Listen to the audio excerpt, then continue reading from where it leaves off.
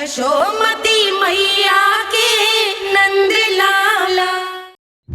कौन है आप? मुझे आपसे भय लग रहा है। आप मेरे भैया नहीं हो सकते। सही कहा तूने। जो मेरे विनाश को जन्म दे उस कुल घातिनी से मेरा कोई संबंध नहीं। महाराज, रक्त के संबंध क्रोध की अग्नि में मत झुलसाइए।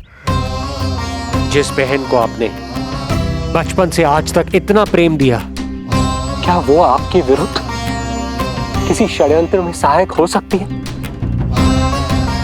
भला हमारी संतान आपका विनाश क्यों करेगी? अपनी नवविवाहित बहन पर कृपा कीजिए महाराज। अपने पुरुषार्थ से आपने कितने असुरों को युद्ध में पराजित किया है। आज वो सब दरबारी बनकर आपकी सेवा करते हैं। ये महापराक्रमी कंस, यदि वो मायावी असुर आपको हानि नहीं पहुंचा पाए तो ये आपकी बहन आपका क्या बिगाड़ सकती है? दया कीजिए महाराज, दया कीजिए। आप बीच में मत पड़िए कुंवर जी। सुना नहीं क्या? इसकी 8वीं संतान मेरा वध करेगी। जब मां ही नहीं बचेगी तो 8वीं संतान के जन्म का तो प्रश्न ही नहीं उठता। यदि ऐसा है तो आप मुझे मार दीजिए। जब मैं ही जीवित नहीं रहूंगा तो देवकी की संतान होने की संभावना ही समाप्त हो जाएगी। अपने बहनोई की हत्या का पाप मैं नहीं कर सकता। और बहन की हत्या का पाप कर सकते हैं? जिसे जीवन भर प्रेम दिया है उसके प्राण लेने का अधिकार है मुझे। प्रिय भैया, यदि आपको इस विषय में इतना संदेह है तो आप हमारी 8वीं संतान के प्राण ले लीजिएगा। बल्कि 8वीं संतान ही क्यों, उसका जन्म होने तक हमारी सभी संतानों का वध आप स्वयं अपने हाथों से कर लीजिए। स्वामी! हे मथुराधिपति, मेरी पत्नी को प्राण दान दे दीजिए।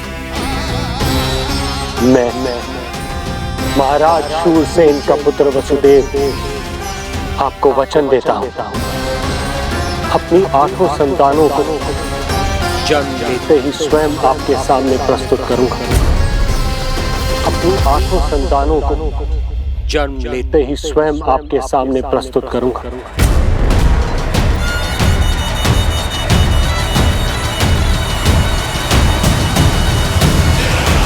बधाई हो कुंवर जी।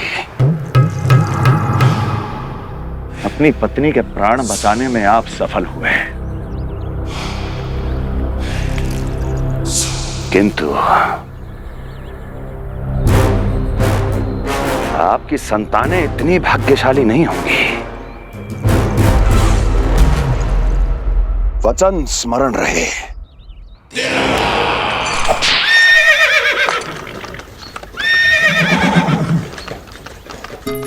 इस तरह रक्त की प्यासी कंस की तलवार की छाया में देवकी और वसुदेव का वैवाहिक जीवन प्रारंभ हुआ। जब कंस की निर्ममता और वसुदेव के वचन का ये दुखद समाचार गोकुल पहुंचा तो हे नारायण, अर्थात राजा वसुदेव यदि कंस के सामने गिड़गिड़ाते नहीं तो रानी देवकी के प्राण चले जाते। हाँ नंदराज, और अब वो दोनों कंस के महल में हैं, किंतु वो महल भी उनके लिए किसी बंदी गृह से कम नहीं है।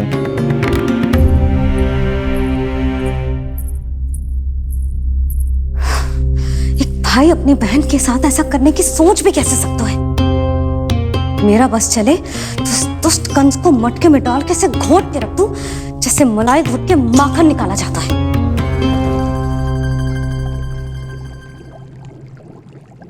ना, माखन ना, जे कंस तो कीड़ा है। इसे तो पटक पटक के ऐसे मारना चाहिए जैसे कीड़ा निकालने के लिए धान के गट्ठर को पटका जाता है।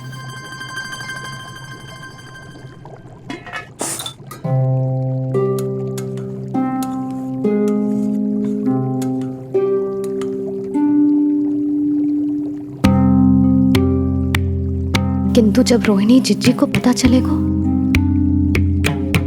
तो वो तो अपने आप को ही दोष देंगे, क्योंकि बालक ना होने के कारण उन्होंने ही वसुदेव जी को राजकुमारी देवकी के साथ दूसरा विवाह करने पर विवश किया था। हे ईश्वर, जिस सुख के लिए रोहिणी जिज्जी ने पत्नी जीवन का सबसे बड़ा त्याग किया था, जब उन्हें पता चलेगा कि वही सुख उस क्रूर कंस ने छीन के मटिया मेट कर दिया है, तो कितना कष्ट पहुंचेगा।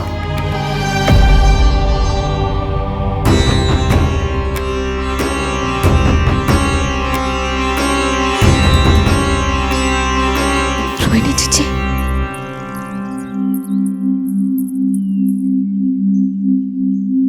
गोप नरेश, कृपया मुझे अपने भैया के पास ले चलिए। संकट के समय मुझे उनके साथ होना चाहिए। किंतु भाभी, पता चलो है वसुदेव भैया और देवकी भाभी कंस के महल में कड़े पहरे में रखे गए। पति पत्नी एक दूसरे का संबल होते हैं। कंस का पहरा कितना भी कष्टदायक क्यों ना हो, इस समय उन्हें और बहन देवकी को मेरी आवश्यकता है।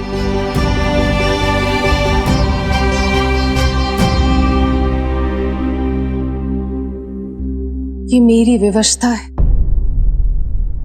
कि यादव कुलदीपक होकर भी आपको इस महल में बंदियों की तरह रहना पड़ रहा है, और मैं कुछ कर भी नहीं पा रही। काश आपने मुझसे विवाह ही ना किया होता। तो क्या मैं अपने भाग्य से भाग पाता देवकी? पूर्व जन्म के कर्मों के फल स्वरूप जो हमारी नियति में लिखा है वो तो हमें भोगना ही है। श्री हरि क्या करते हैं, कब और क्यों करते हैं, ये दुख हमारे जीवन में किस उद्देश्य से आए हैं, इन रहस्यों का पता लगा पाना हम मानवों के लिए संभव नहीं है देवकी।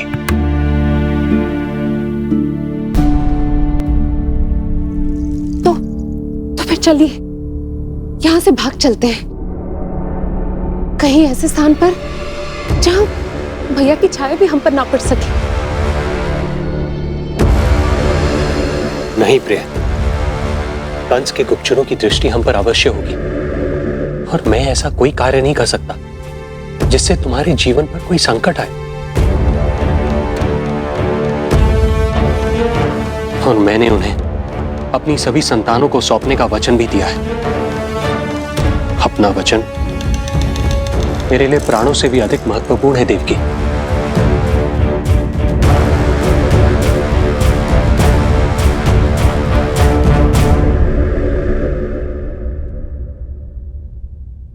राजन, राजकुमारी, गोकुल से रानी रोहिणी और गोपराज नंद पधारे हैं।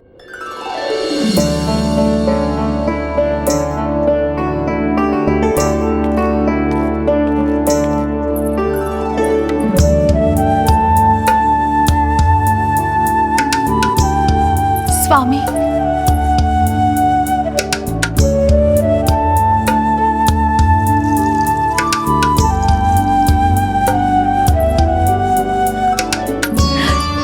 बहन, दीदी,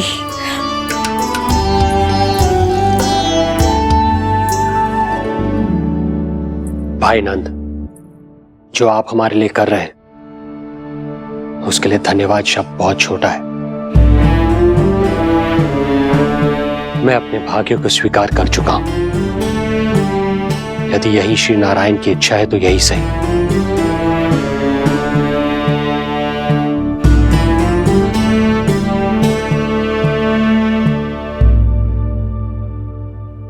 भाई नंद, इस समय मथुरा का वातावरण अनुकूल नहीं है, आपको जाना चाहिए। यशोदा भाभी भी चिंतित हो रही होंगी, उनसे कहिएगा हम यहां सुरक्षित हैं अभी तक।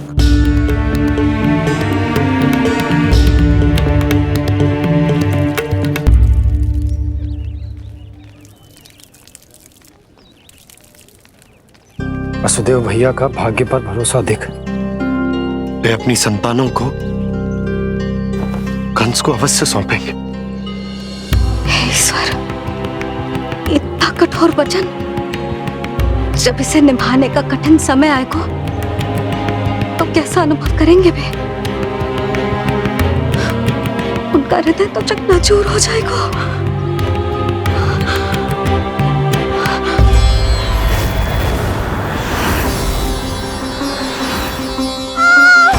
सब्र से सब ठीक हो जाएगा।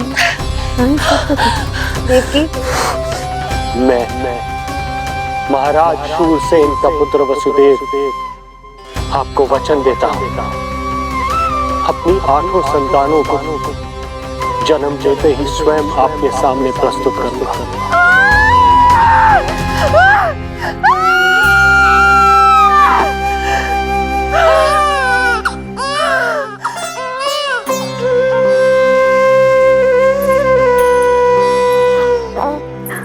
बधाई हो स्वामी, आपको पुत्र रत्न प्राप्त हुआ है।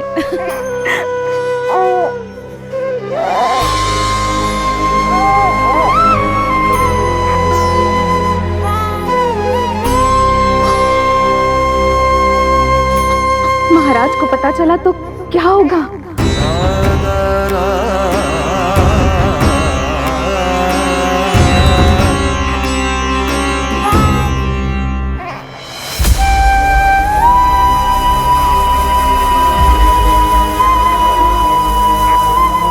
अपने पुत्र को इन हाथों में थामना।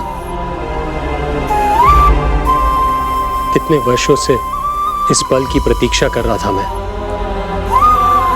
और आज जब यह पल आया है, मेरी आंखों में दुख के आंसू हैं।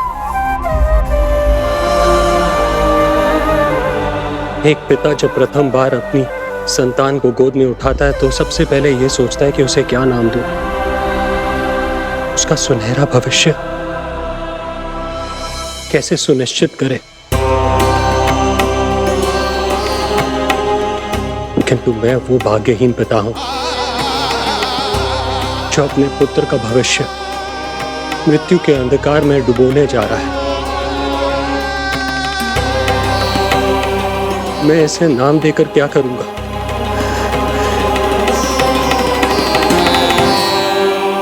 क्या आपके वचन का महत्व आपके पुत्र के प्राणों से अधिक है स्वामी?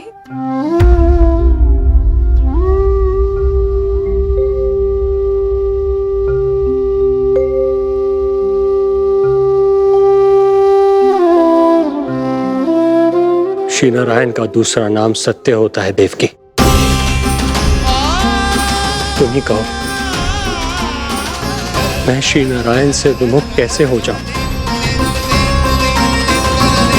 मुझे अपना वचन निभाना ही होगा।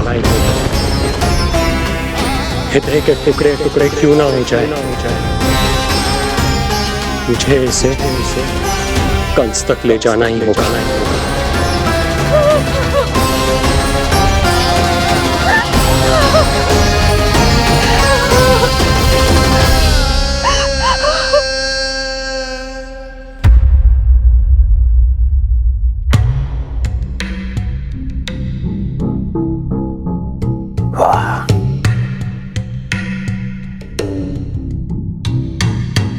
इतना स्वादिष्ट भोजन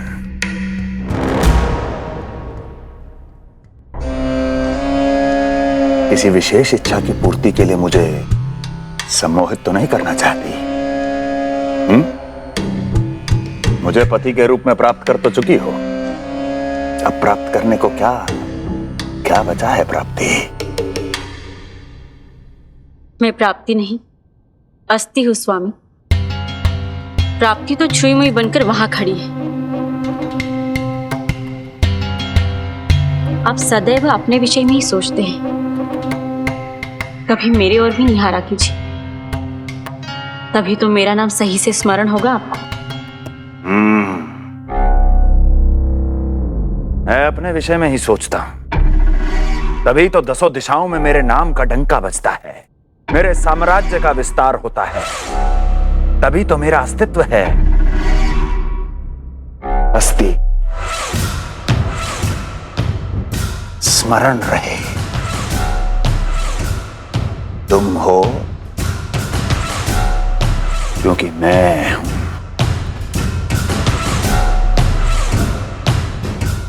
वन में यदि सिंह न हो तो उसके आश्रिति पर गीदड़ भी आक्रमण कर देते हैं। सिंह कभी अपने शत्रु को एक क्षण भी जीवित नहीं छोड़ता महाराज। आपने तो छोड़ दिया देवकी को।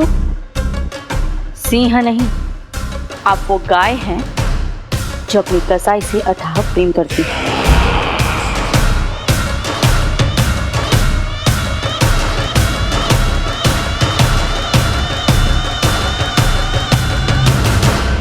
सभी संतानों को जन्म लेते ही मेरे पास लेकर आएगा, ये वचन दिया है वसुदेव ने मुझे। तो फिर आया क्यों नहीं महाराज? प्रथम शिशु का जन्म तो हो चुका है।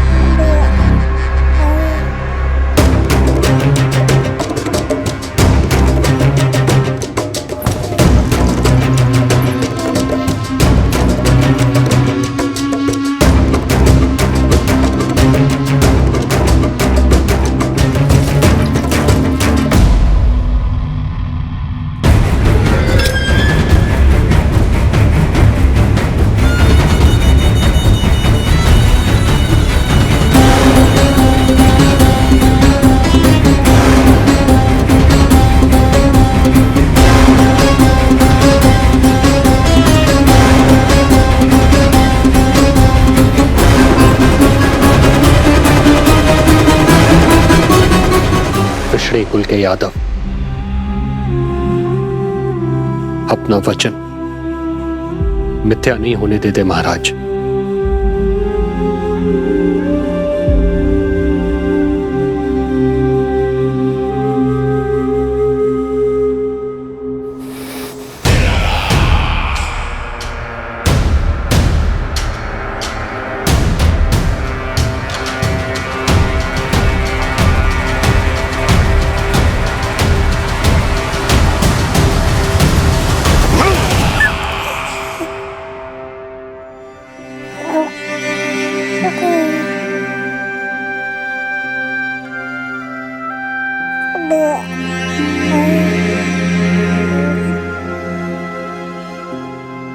ये देवकी का पुत्र है, मेरी बहन जो मुझे प्रिय हुआ करती थी, उसका प्रथम पुत्र है ये, मेरा प्रथम भांजा।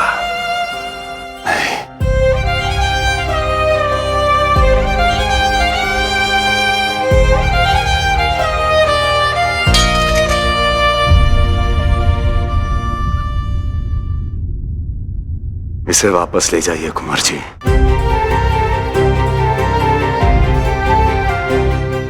देवकी की प्रथम संतान से मुझे कोई संकट नहीं।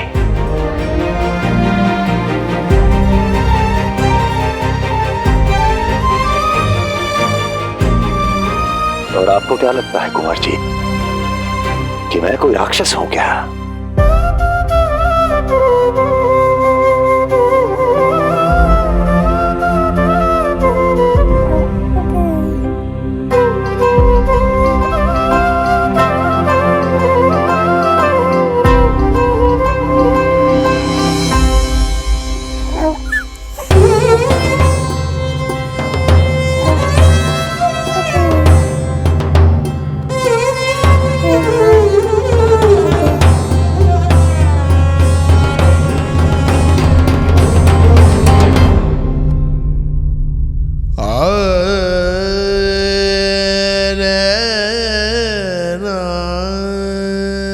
तो उसे अपने गोद पे भी नहीं उठा पाई थी दीदी।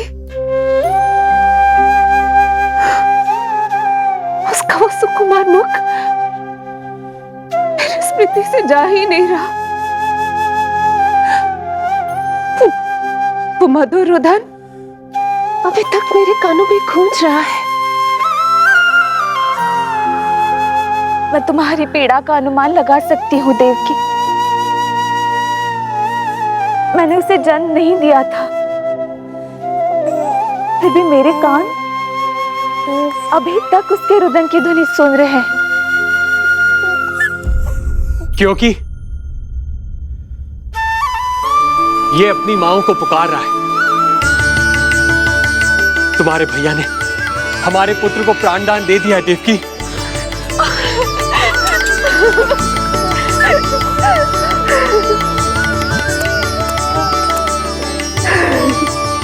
स्वामी, अब अपने पुत्र का नामकरण कीजिए।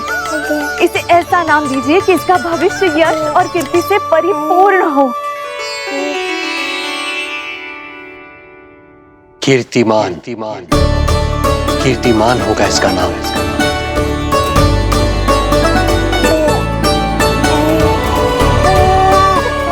कीर्तिमान।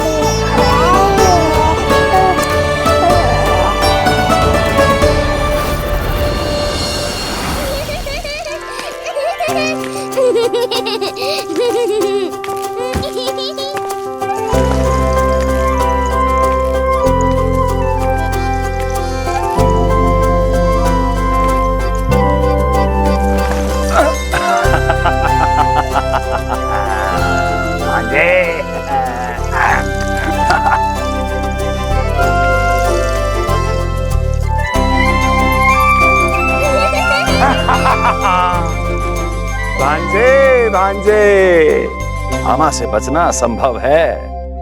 मामा जी, आपकी भुजाओं में कितना बल है, मुझे पीड़ा हो रही है। मेरा दूसरा हाथ पकड़ लीजिए। तुझे पीड़ा हो रही है? ये ले।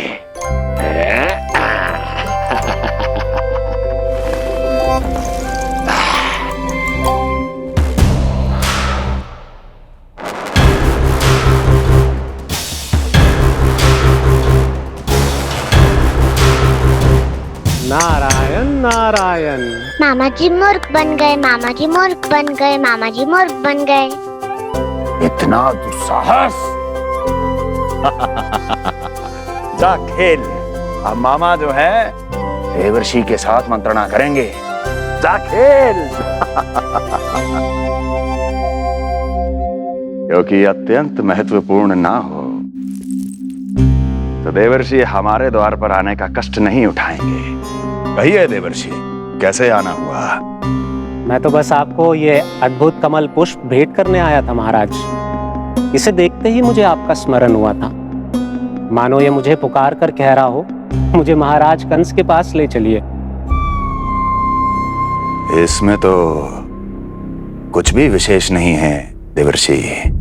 इसमें 8 पंखुड़ियां हैं महाराज, और 8वीं पंखुड़ी सबसे विशेष है।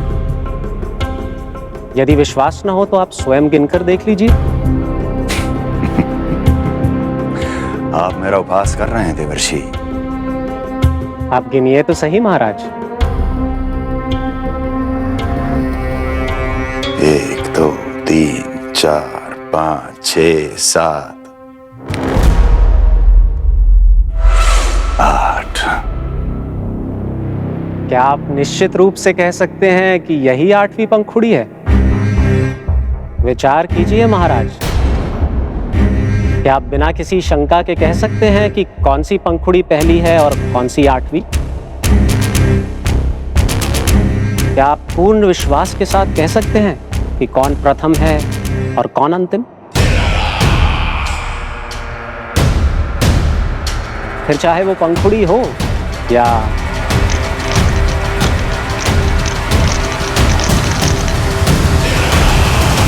सावधान करने के लिए धन्यवाद देवर्षि।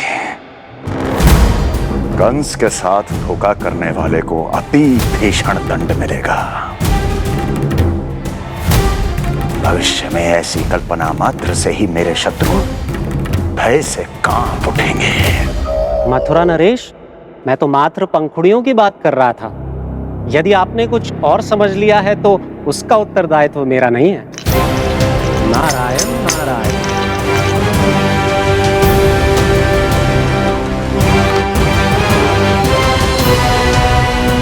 विचार कीजिए महाराज। क्या आप बिना किसी शंका के कह सकते हैं कि कौन सी पंखुड़ी पहली है और कौन सी आठवीं? क्या आप पूर्ण विश्वास के साथ कह सकते हैं कि कौन प्रथम है और कौन अंतिम? फिर चाहे वो पंखुड़ी हो या... मामा जी मूर्ख बन गए, मामा जी मूर्ख बन गए, मामा जी मूर्ख बन गए, मामा जी मूर्ख बन गए।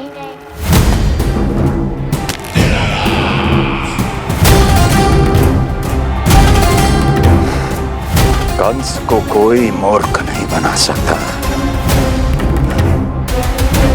कीर्तिमान।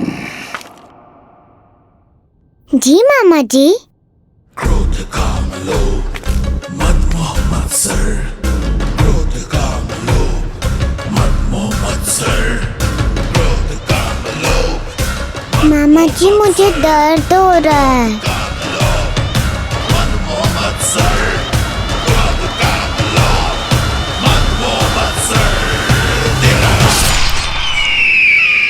स्वामी, ये कीर्तिमान के लिए कैसा लग रहा है? ये लीजिए स्वामी।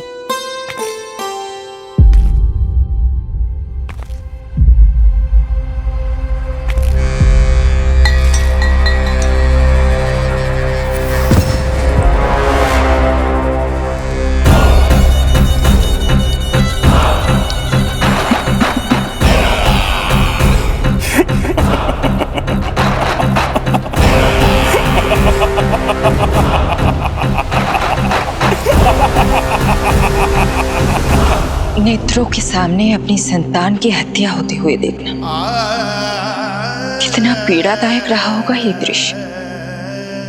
किंतु प्रभु, यदि देवर्षि नारद कंस के हृदय में संदेह का बीज न बोते तो कंस ऐसा कभी नहीं करता। तो फिर उसे उकसाए क्यों देवर्षि ने? आप भूल गए देवराज, समस्त संसार में जो भी होता है मेरी इच्छा अनुसार ही होता है। यही प्रश्न नारद ने भी मुझसे पूछा था।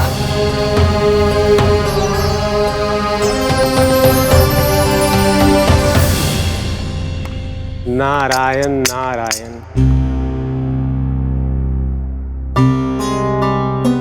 छोटे से बालक की इतनी निर्मम हत्या और माध्यम बना मैं। प्रभु, ये कैसी लीला है आपकी? अभी तो देवकी की 5 और संतानों की हत्या होना शेष है नारद।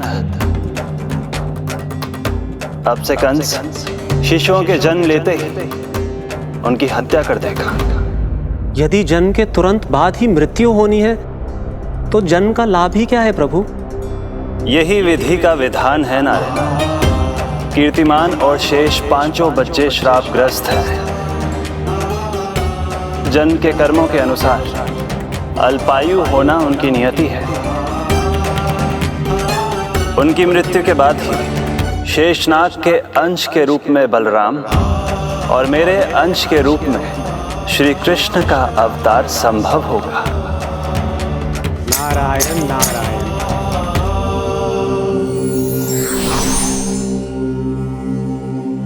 देवकी के पुत्र एक के बाद एक जन्म लेते रहे और उनकी हत्या कर कंस अपने पापों की संख्या में वृद्धि करता रहा। नहीं! मत मारो! मेरा पुत्र! मेरा पुत्र!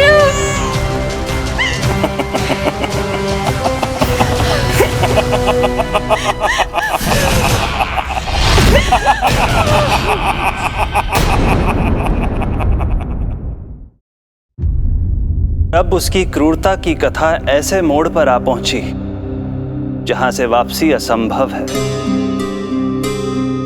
क्योंकि अभी अभी उसने देवकी के छठे पुत्र का वध कर दिया है। हे प्रभु, कितना दुर्दांत है ये कंस। किंतु एक ही जन्म में एक साथ 2 माताओं का पुत्र बनने में उसने आपकी सहायता कैसे की प्रभु? उसके भय ने उससे ये कार्य सहज ही करवा दिया देवराज। जन्म लेते ही माता देवकी के सभी पुत्रों की हत्या कर उसने मुझे विवश कर दिया है। अब जीवित रहने के लिए मेरे अवतार को माता देवकी की कोख से जन्म लेने के तुरंत बाद मैया यशोदा के पास गोकुल जाना ही होगा। और इस प्रकार कंस के कारण एक ही जन्म में दो माताओं का पुत्र बनने का आपका वचन सत्य सिद्ध होगा। आपकी लीला अपरंपार है प्रभु। आप सब अब निश्चिंत होकर जाइए। मेरे अवतार के जन्म होने की घड़ी अब निकट ही है। हम धन्य हुए प्रभु। हम धन्य हुए प्रभु।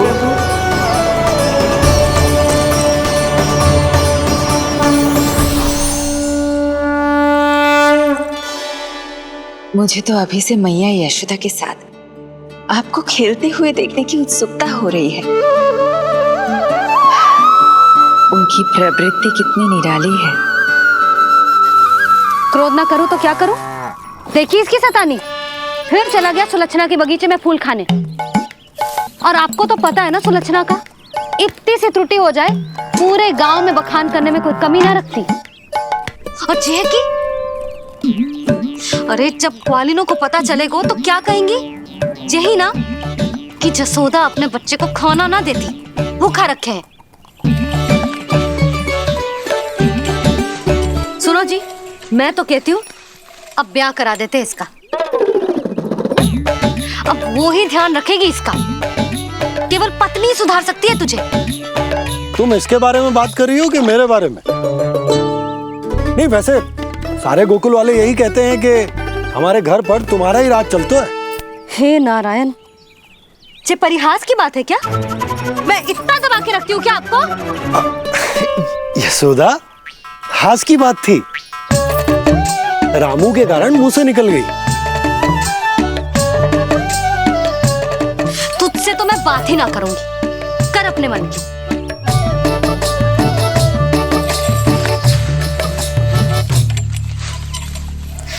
पता है तुझे कितना क्रोध आता है जब तू ऐसे बिना बताए घर से चला जाता है। प्रेम है जे मेरा, चिंता है मेरी। तुझे कुछ हो जाए तो अपना लल्ला माना है तुझे।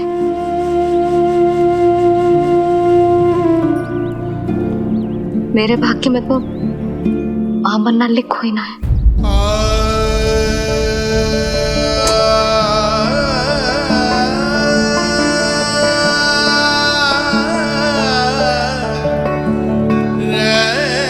यशोदा,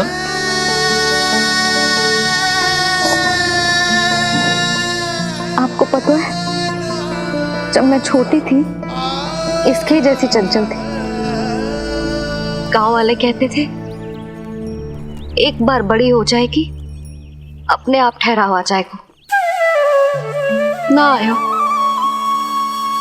फिर बड़े बूढ़े कहने लगे चिंता की कछु बात ना है, एक बार शादी हो जाएगी सब ठीक हो जाएगा।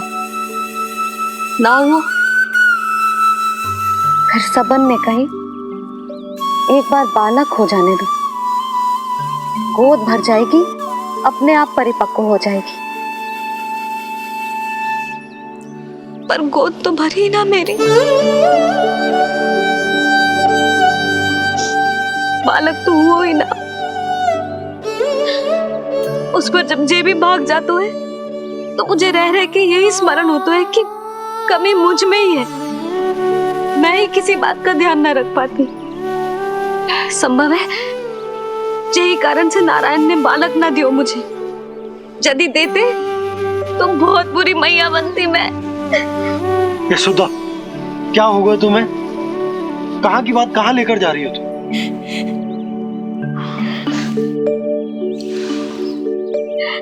बालक अवश्य होगा हमें, और बहुत अच्छी मैया बनोगी तुम। बस नारायण सही समय की प्रतीक्षा कर रहे हैं। मेरी तो ना सुन रहे बे।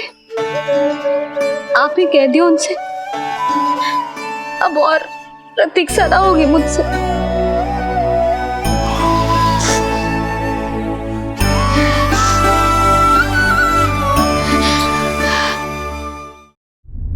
प्रतीक्षा तो अब मुझसे भी नहीं हो रही मैया।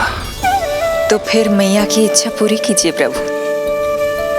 जिस क्षण की प्रतीक्षा मुझे इतने वर्षों से थी, बस अब वो निकट है।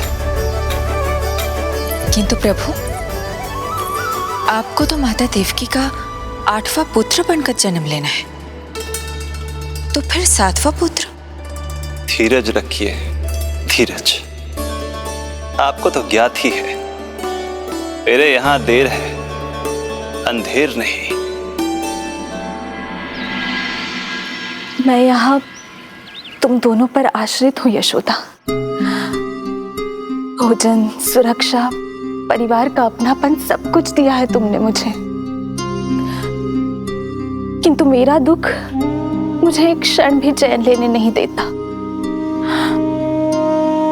मेरे स्वामी और बहन देवकी कितने ही वर्षों से कंस की काल कोठरी में बंदी है। दिन रात नियति के शाप को सहन करने के अतिरिक्त और कोई उपाय नहीं है उनके पास। ऐसे में मैं सुख की सांस कैसे लूं? कीर्तिमान की हत्या के बाद मेरी सुरक्षा के लिए मेरे स्वामी ने मुझे यहाँ भिजवा दिया, चुपचाप। किंतु मेरा हृदय तो वही छूट गया यशोदा। इससे तो अच्छा होता कि मैं भी उसी कारागार में होती, मेरे स्वामी और बहन देवकी का दुख तो साझा कर पाती। अपनी 6 संतानों को कंस के हाथों मृत्यु के गोद में जाते देखा है उन्होंने। अब तो मुझे उस क्षण की कल्पना से भी डर लगने लगा है, जब देवकी अपने 7वें पुत्र को अपने गर्भ में धारण करेगी। भय से भविष्य नहीं टलता, होनी होकर ही रहती है। समय बीता और देवकी के गर्भ में 7वें पुत्र का आगमन हुआ। क्या इसका भी भविष्य वही होगा जिसके भाइयों का हुआ था? इस बंदी गृह की दीवारें, प्रत्येक ईंट, प्रत्येक पत्थर, यहां तक कि यहां की वायु भी उस कंस की बंदी है। अब तक तो उसे सूचना भी मिल चुकी होगी। वो निर्दयी, क्रूर प्रतीक्षा कर रहा होगा कि कब तुम्हें प्रसव हो और कब उसकी तलवार हमारे नन्हे शिशु, हमारी 7वीं संतान का रक्त पिए।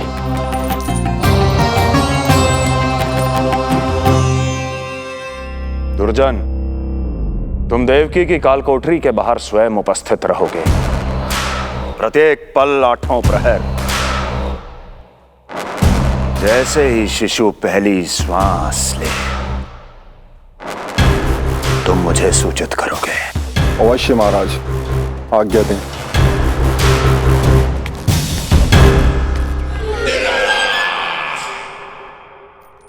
कुछ कीजिए स्वामी, कुछ कीजिए। मैं नहीं चाहती कि ये अपनी प्रथम श्वास इस बंदी गृह में ले। देवकी, विवशता से मेरा कलेजा भी फटा जा रहा है, किंतु इस काल कोठरी में बंद मैं कर ही क्या सकता हूं? किंतु इस सृष्टि के पालनहार, जगत के नियंता श्री हरि तो कर सकते हैं, तो फिर क्यों नहीं करते वो कुछ ऐसा कि कम से कम मेरी इस संतान का अंत उतना दुखद ना हो जैसा अन्य संतानों का हुआ था। क्यों नहीं करते वो कुछ? हरे क्यों नहीं करते? बताइए ना स्वामी, क्यों नहीं करते वो? क्यों नहीं करते? जो देवी भविष्य में मेरी मां बनने वाली है, उनकी करुणा भरी पुकार को मैं व्यर्थ कैसे जाने दे सकता हूं? कंस के राक्षस तत्व के अंत के लिए ऐसी माया की आवश्यकता है जो मेरी लीलाओं को क्रियान्वित भी कर दे और उसे भनक भी ना पड़े। ऐसी क्षमता और माया किसके पास है प्रभु?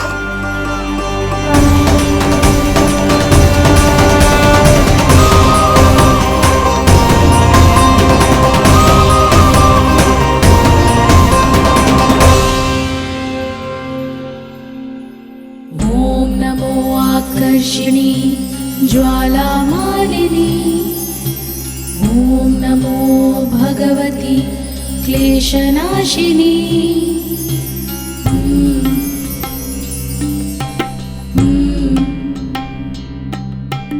ओम नमो योगमाये सर्वमोहिनी, ओम नमो योगमाये आज्ञा दीजिए प्रभु।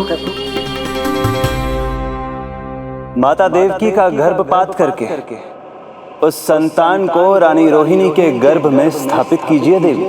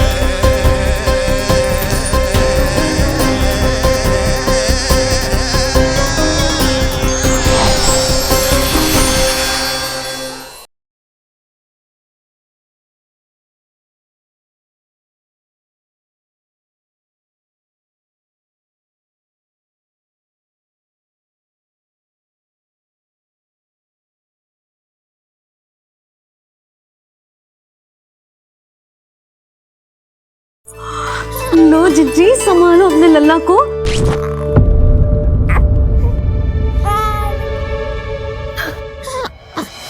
कौन है? हाँ, गोकुल का राजकुमार है।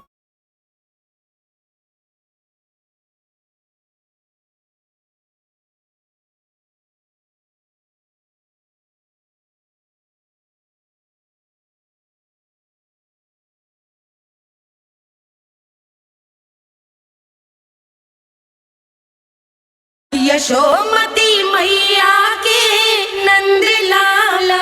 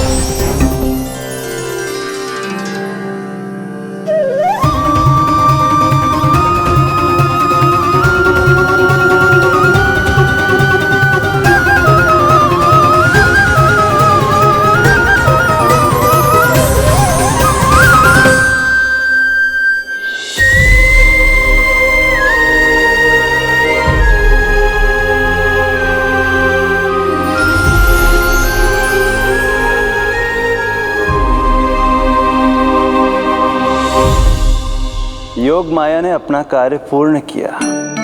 सुबह सूर्य की रश्मियां देवी रोहिणी को ऐसा संदेश सुनाएंगी जिसे सुनकर वो प्रसन्नता से झूम उठेंगी।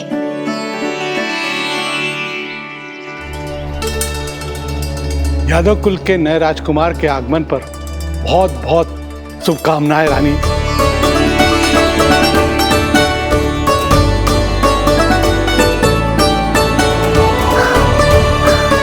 यशोदा, मैं माँ बनने वाली हूँ। यशोदा, सुना तुमने? चिच्ची, मैं माँ बनने वाली हूँ। मैं माँ बनने वाली हूँ यशोदा। अरे संभाल के जीजी चिकार कर रही हो। बधाई हो चिच्ची, बधाई हो, बहुत बहुत बधाई हो।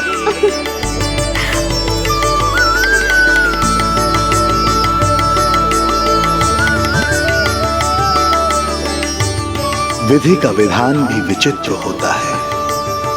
रोहिणी, जिनका ये पुत्र नहीं है, वो प्रसन्न है, किंतु देवकी, जिनका ये पुत्र है, वो व्याकुल है।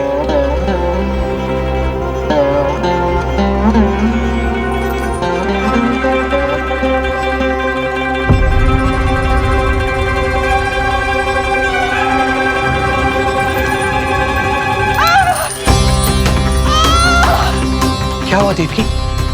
तुम ठीक तो हो? स्वामी, स्वामी मेरा पुत्र, स्वामी हमारा पुत्र चला गया। स्वामी, हमारा पुत्र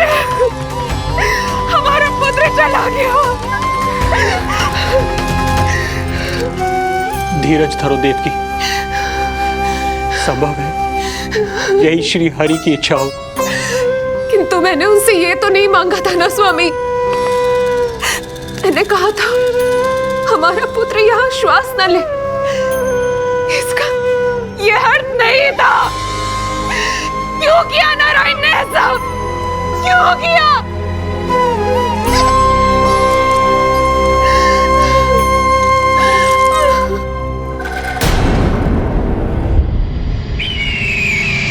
तो ये सत्य है महाराज, राजकुमारी देवकी का गर्भपात हो गया है। बच गया वो शिशु। किंतु यदि मेरे हाथों उसकी मृत्यु होती तो अधिक कष्ट होता उसे। सुख में समय पंख लगाकर उड़ता है।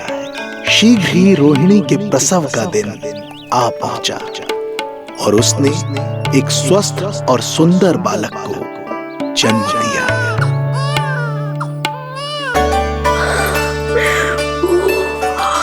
लो जिज्जी, संभालो अपने लल्ला को, जी भर के निहार लो इसे।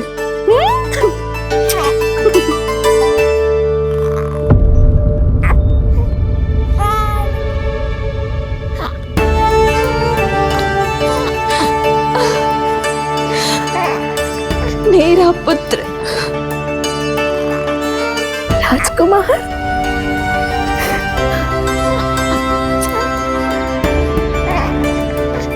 अच्छा जीजी, मैं तनिक इनको भी सूचना देकर आती हूँ। वसुदेव भैया तक भी तुझे शुभ समाचार पहुंचानो है। राजकुमार कौन है? हाँ, गोकुल का राजकुमार है। हाँ, गोकुल का राजकुमार है मेरा बच्चा। बल तो इतना है कि पूछो ही मत आप। एक बार उंगली पकड़ लेना तो उसके बाद छुड़ाना अत्यंत कठिन हो जाता है। और दृष्टि ऐसी कि एक बार में मन मोह ले। भगवान श्री राम की भांति सबको प्रसन्न रखता है। बस तो फिर उसका नाम बल राम रखना। तो फिर उसका नाम बल राम रखना। देवकी, बधाई हो, तुम छोटी मां बन गई। भैया, आप दोनों कछु चिंता न करियो। बलराम का लालन पालन मेरा उत्तरदायित्व है। उसे कछु कमी ना होने दूंगा मैं।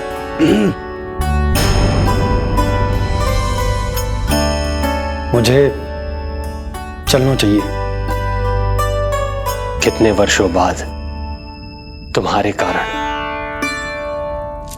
शुभ समाचार मिला है हमें। श्री नारायण हमेशा तुम पर कृपा बनाए रखे।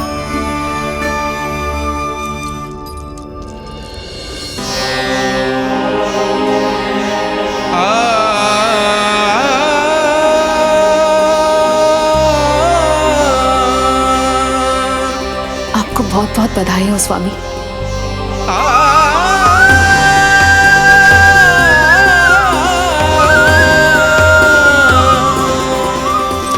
देवकी, क्या हुआ?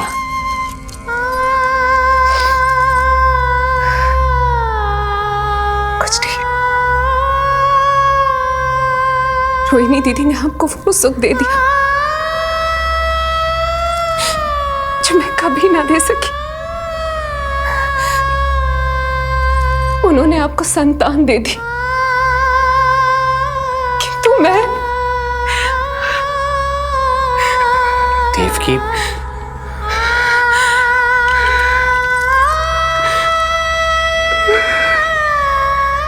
इस समय जो व्यथा माता देवकी की है वही पीड़ा माता यशोदा की भी है। माता देवकी की ममता अपनी सभी संतानों को खोने की वेदना से त्रस्त है, तो माता यशोदा की ममता संतान ना होने के संताप में झुलस रही है। सत्य कहा देवी, मुझे आभास हो रहा है मैया यशोदा का हृदय मुझे अपनी गोद में खिलाने के लिए कितना व्याकुल है। सच्ची श्रीहरि, सच्ची मैं प्रसन्न हूं मैं कि आपके आशीर्वाद से रोहिणी जी को इतना प्यारा लल्ला हुआ है। पर मुझसे क्या त्रुटि हुई नारायण? मुझे क्यों न दियो आपने लल्ला? मुझसे क्या त्रुटि हुई नारायण? मुझे क्यों न दियो आपने लल्ला?